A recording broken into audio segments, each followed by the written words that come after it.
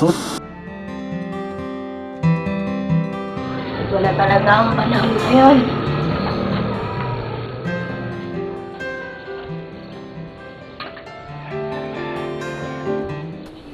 Magandang hapon po.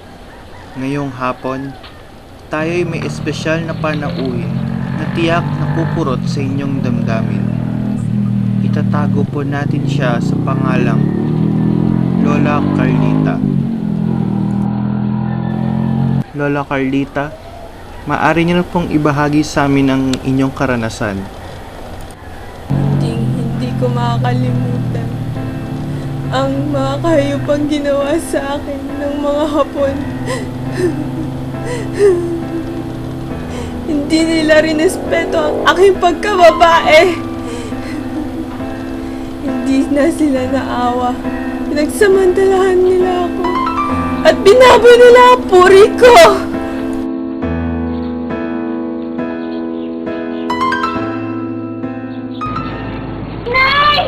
Wag po! Wag!